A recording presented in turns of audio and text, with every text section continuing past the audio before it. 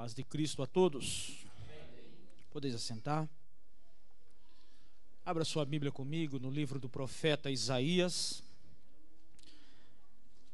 no capítulo 64 e no versículo 4. Porque desde a antiguidade não se ouviu, nem com ouvidos se percebeu, nem com os olhos se viu um Deus além de ti, que trabalhe para aquele que nele espera. Amém? O que eu quero trazer nesta noite, eu quero deixar três coisas claras para os irmãos nesta noite. Primeiro, eu quero deixar claro para os irmãos que o nosso Deus, não existe outro igual ao nosso Deus. Eu quero também trazer para os irmãos a maneira como que Deus trabalha. E também quero trazer para nós nessa noite também, dentro da palavra do Senhor, como que nós devemos esperar no Senhor. Então nós temos que saber, nós temos que ter em mente como que o nosso Deus trabalha, que é incomparável o seu trabalho, como a palavra de Deus nos diz nessa noite, que o profeta disse que ele nunca viu um Deus além de ti, que trabalha. Então nós também temos que conhecer as formas como Deus trabalha. E também temos que saber como que nós devemos esperar no Senhor. Quando nós voltamos um pouco atrás na Bíblia Sagrada, ali no livro do Êxodo, após a morte de Moisés, após a morte de José, toda aquela gratidão que o Egito tinha para com o povo de Israel, ela se acabou. E quando eles estavam nessa escravidão, eles oraram ao Senhor para que Deus o libertasse daquela escravidão. Deus então levantou um homem chamado Moisés, que foi nascido numa época difícil, numa época em que Faraó tinha mandado as parteiras matar os jovens, os meninos quando nascesse. Numa época em que os egípcios jogavam as crianças dentro do rio para morrer afogado ou para ser comida pelos crocodilos. Foi nessa época que Deus então fez com que nascesse um homem que iria libertar Israel da escravidão. Esse homem então, ele cresceu. Durante 3 meses a mãe dele tentou esconder ele, e sabendo já que não tinha como mais esconder, porque a qualquer momento poderia chegar na casa dela, tirar aquela criança dali e matar aquela criança, ela teve uma ideia de colocar aquela criança dentro de um cesto betumado e colocou no rio, e deixasse que aquele cesto seguisse o curso do rio. E a história bíblica nos diz que naquele dia a filha de Faraó, ela estava se banhando no rio, encontrou aquela criança.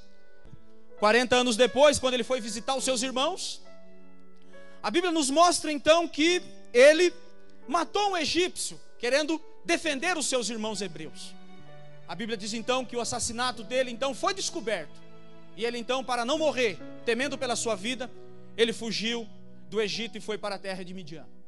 40 anos também ele ficou ali.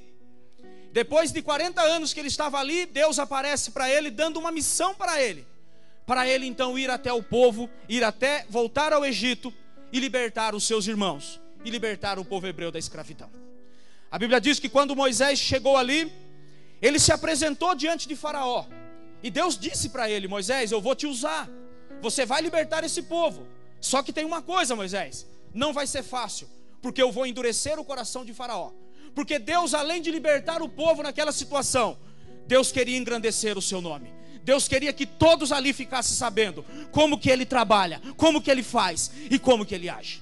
Então, meus irmãos, eu convido você a glorificar a Deus, aleluia, que se o problema na sua vida, ele às vezes está demorando um pouco para se resolver, saiba de uma coisa: Deus está trabalhando, e muitas vezes nós não sabemos como Deus trabalha.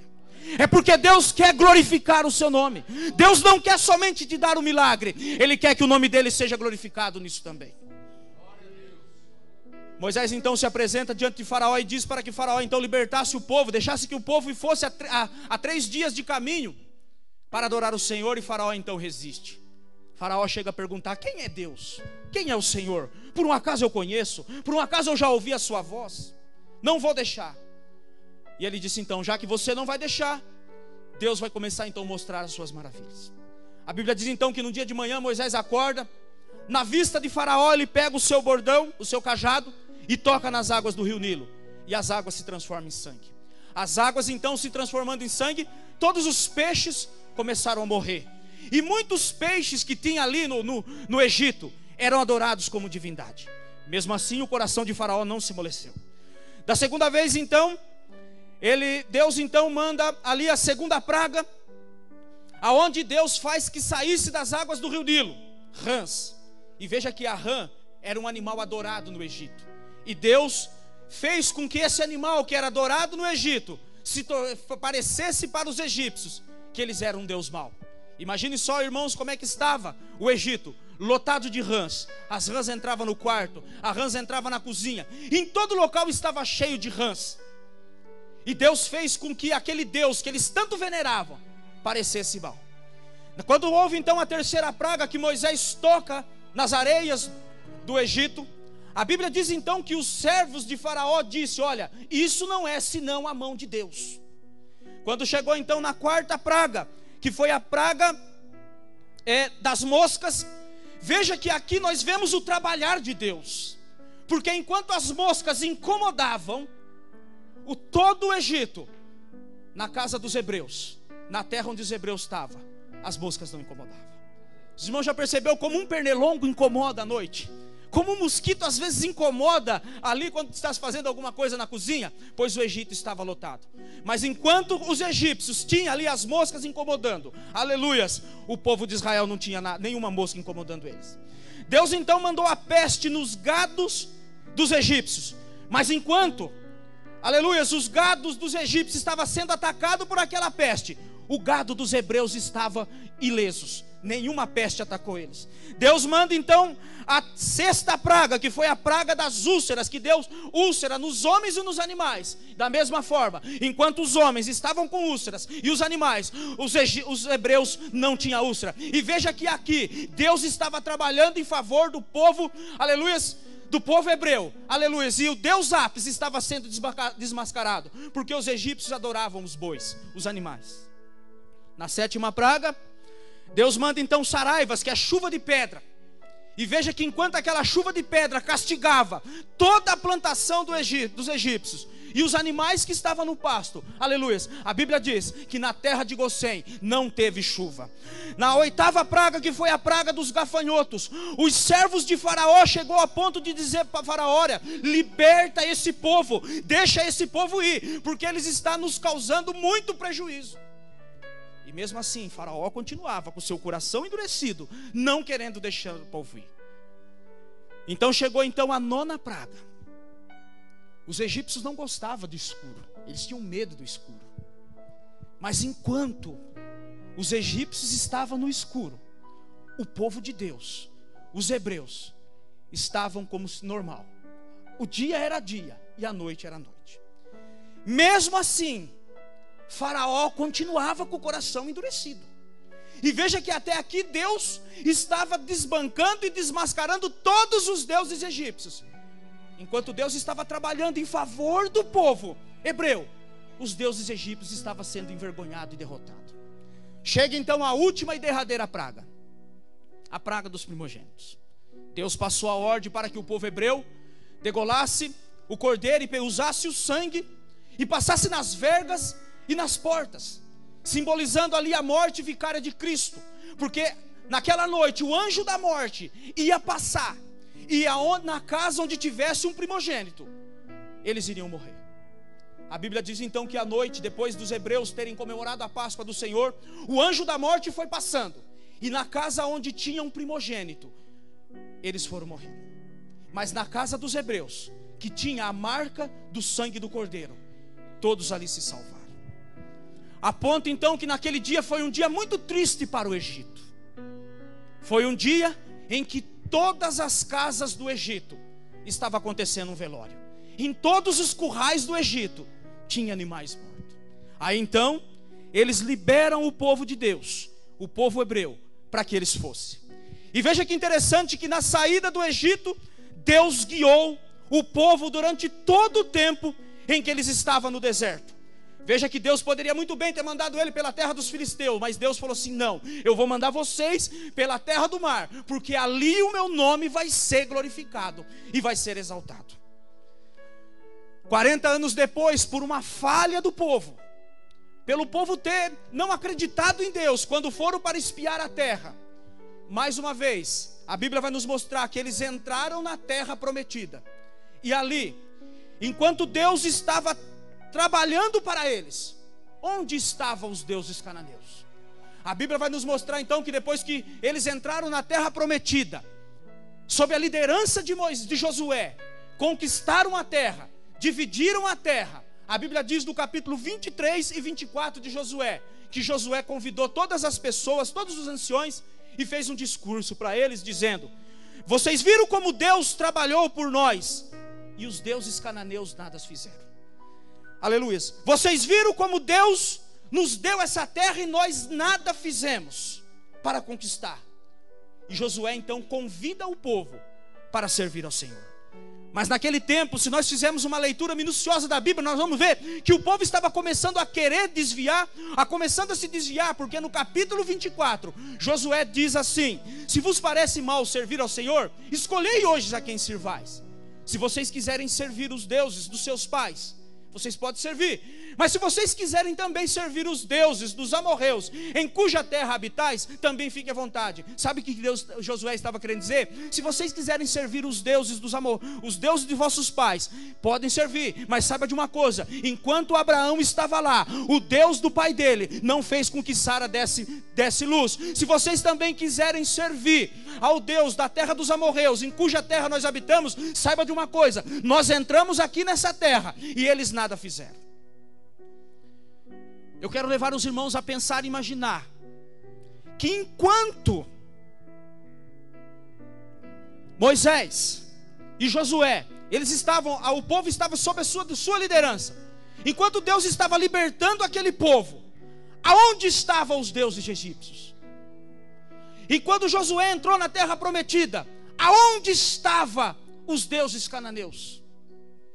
Por isso nessa noite eu quero convidar você a dar um glória a Deus bem gostoso, aleluias, e glorificar o nome do Senhor, porque enquanto os deuses egípcios não estavam fazendo nada, enquanto os deuses cananeus nada fizeram, o Deus de Israel estava protegendo, o Deus de Israel estava guiando, o Deus de Israel estava, aleluias, alimentando, o Deus de Israel estava ajudando aquele povo a conquistar. E esse é o Deus a quem eu e você servimos. Então quando o profeta Isaías disse que não existe outro Deus igual ao nosso, nós temos que levantar a mão e glorificar a Deus, que outro Deus igual ao nosso não há. Glorifique a Deus, porque o Deus que você serve não é um Deus morto. Uma das formas de Deus trabalhar, irmão Severino, é de forma visível, é a forma que todo mundo vê. Mas Deus também trabalha de uma forma a qual muitas vezes nós não entendemos. É o que? É Deus trabalhando no silêncio, ou Deus trabalhando criando circunstâncias. Deus trabalha assim, dessa forma. Ou podemos dizer, Deus trabalhando nos bastidores, porque um grande filme ele sempre faz questão do quê? De destacar o nome do diretor, a pessoa que está por ali, por detrás das câmeras, comandando, aleluia, comandando o filme e dirigindo o filme. E muitas vezes, irmãos, Deus ele não aparece assim de uma forma visível, mas Ele está ali guiando, orientando, fazendo com que as coisas aconteçam da forma como Ele deseja. E a Bíblia tem um livro para provar que Deus trabalha dessa forma. O livro de Esther. O livro de Esther é o único livro da Bíblia que não se fala o nome de Deus, mas você vê a mão de Deus em cada coisa que acontecia. Quando Esther se apresentou diante do rei, você acha que, aleluia, Deus tocou no coração do rei e fez com que ele se apaixonasse por Esther? Deus estava lá no céu olhando quando Mardoqueu salvou a vida do rei e o rei não deu uma moeda para ele. Mas Deus falou assim: não, calma, rei, eu vou criar uma situação que você vai abençoar o meu servo. E a Bíblia vai nos mostrar então que Ramã tentando tramar contra a vida dos hebreus, mas um belo dia Deus lá de cima falou assim: hoje eu vou entrar em ação. O rei Assuero foi dormir e o sono não vinha. Aí eu pergunto para os irmãos: quem que tirou o sono do rei Assuero? Será que o colchão dele era ruim? Será que o travesseiro dele era meio duro? Será que ele não tinha ali um remedinho, um calmante que ele pudesse tomar para ele dormir? Ele tinha. Mas naquele dia é como se Deus lá do céu dissesse assim: hoje você não vai dormir enquanto você não abençoar o meu servo. Você não vai dormir enquanto você não abençoar Mardoqueu, enquanto você não pagar por fazer para ele aquilo que tem de ser feito. Aí o rei não conseguia dormir, dali a pouco ele falou assim, chamou um do seu servo e falou assim: abre o livro das crônicas. Aonde o senhor quer que lê? Não, pode ler em qualquer página aí. Irmãos, foi coincidência a hora que o servo abriu justo na página que estava escrito que Mardoqueu tinha salvo a vida do rei? Você acha que não foi Deus que guiou a mão daquele servo para abrir justo naquela página e ele lê justamente aquilo que fez, que Mardoqueu havia feito? Aí o rei perguntou, leu assim para ele: olha, rei, aqui consta que no dia tal, do mês tal, do ano tal, um servo do Senhor chamado Mardoqueu, que trabalha lá na porta, ele salvou a vida do Senhor, porque 2 eunucos tentavam contra a vida do Senhor.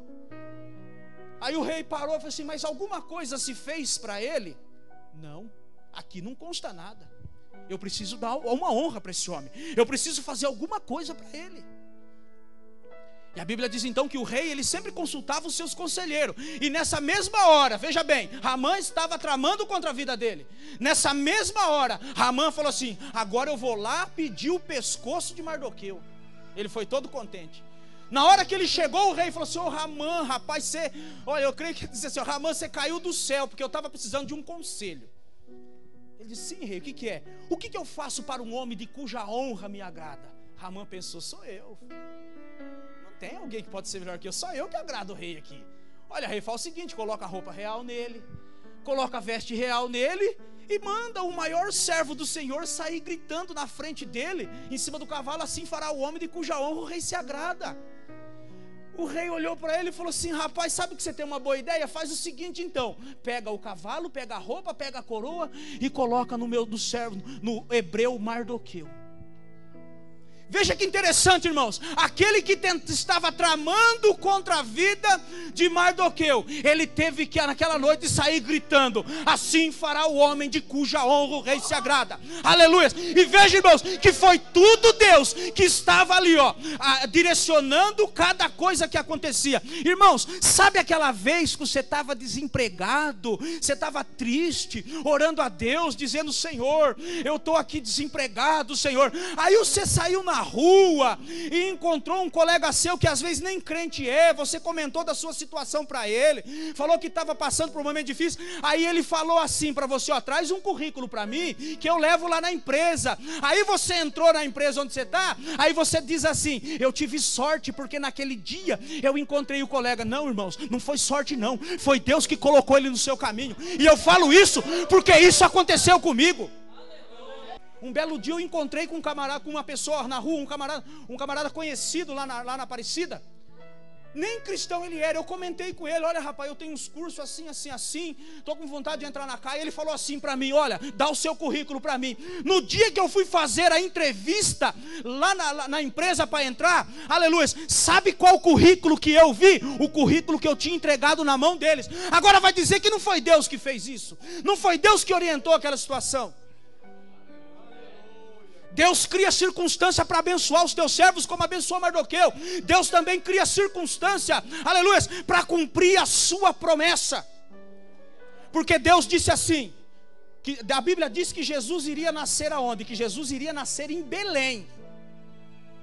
Se nós olharmos para a história bíblica, para a Bíblia Sagrada, nós vamos ver que José estava tranquilo com a marcenaria dele lá. José não tinha o porquê descer para Belém para poder se alistar. Mas como a palavra de Deus dizia que o filho dele iria nascer em Belém, Deus criou uma circunstância e falou assim para o rei, falou assim: faz um censo aí e faz as pessoas descer na cidade aonde elas nasceram para se alistar. Temos que entender que uma das formas de Deus trabalhar é Deus criando circunstância. Uma outra forma que Deus trabalha também é dando estratégia. Deus trabalha dando estratégia, e eu provo na Bíblia. Gideão estava com 300 soldados.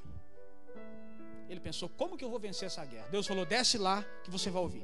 Aí eles ouviram 2 homens conversando, dizendo que um pão torrado rodeava o arraial dos filisteus, rodeava o arraial dos midianitas e dos amalequitas e dos árabes. Aí Gideão pensou: opa, peraí, já sei como que eu vou vencer. O que Gideão fez? entrou na guerra com cântaro, buzina e tocha. Como que se vence uma guerra em um número tão reduzido de pessoas com cântaro, buzina e tocha? Só se Deus mesmo der estratégia. E veja que essa estratégia aos nossos olhos e aos olhos comuns é uma estratégia louca, mas foi a estratégia que Deus deu. E Deus muitas vezes trabalha dando estratégia. Eu estou falando para líderes aqui. Muitas vezes a gente não sabe como fazer tal coisa, como fazer isso ou como fazer aquilo. Fica tranquilo, Deus vai dar uma estratégia. Quando Deus te der essa estratégia, pelo amor de Deus, não vai falar que você é inteligente, não vai falar que você é o tal, que você é isso e aquilo. Não, é que Deus viu o seu sofrimento, Deus viu o quanto que você estava triste, e Ele mandou então uma estratégia para você. Nós temos que entender isso, irmãos. Nós temos que entender que Deus trabalha destas formas. Deus trabalha de forma visível. Deus trabalha de uma forma, como nós dizemos, no silêncio. Deus também trabalha dando estratégia. Mas agora, como que eu devo esperar? Eu vou ler alguns versículos para os irmãos. Eu creio que muitos que estão comigo na mensagem até devem saber aonde eu vou ler. Salmo 40 e versículo 1. Como que eu devo esperar? Esperar com paciência. A palavra esperar com paciência ali quer dizer esperar somente no Senhor. Somente no Senhor. Diante de situação difícil, o que você tem que fazer? Você tem que esperar, porque é Deus que vai dar estratégia para você. É Deus que vai entrar com a sua providência. Não sei de que forma, mas é Ele que vai entrar. E como que eu também devo esperar no Senhor? De que forma que eu devo esperar? Salmo 42, versículos 5 e o versículo 11. Por que te abate? Olha o que diz assim, ó. Por que estás abatido, ó minha alma?